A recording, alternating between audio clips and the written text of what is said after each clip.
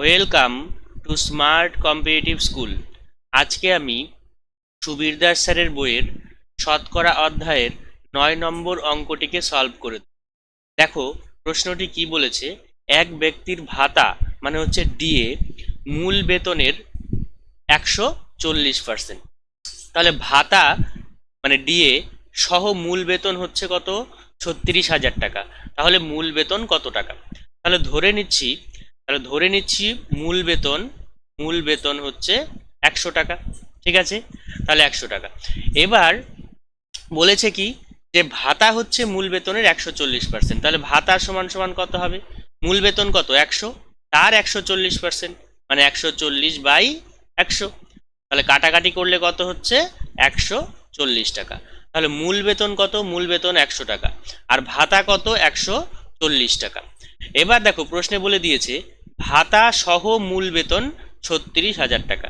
তাহলে ভাতা সহ মূল বেতন মানে ভাতা হচ্ছে 140 টাকা আর মূল বেতন হচ্ছে 100 টাকা। এই দুটো মিলে কত হলো? দুটো মিলে বেতন হলো কত? 36,000 টাকা। তাহলে এই দুটো যোগ করলে কত হচ্ছে? 100 প্লাস 140, তাহলে যোগ করলে হচ্ছে 240। তাহলে এই 240 কার সাথে সমান হচ্ছে? 240 সমান হচ্ছে 36,000 টাকার সাথে, 36,000 টাকার সাথে। তাহলে এবার আমাদেরকে বের করতে হবে কি? মূল বেতন বের করতে হবে। মূল বেতন মানে আমরা ধরেছি মূল বেতন হচ্ছে 100 টাকা।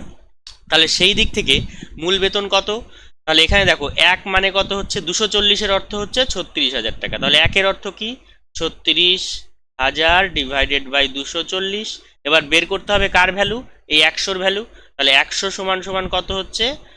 তাহলে এখানে দেখো কাটাকাটি করছি, 36, 1, 2, 3, 36,000 ডিভাইডেড বাই 240 গুণন কিসের মান বের করতে হবে? 100।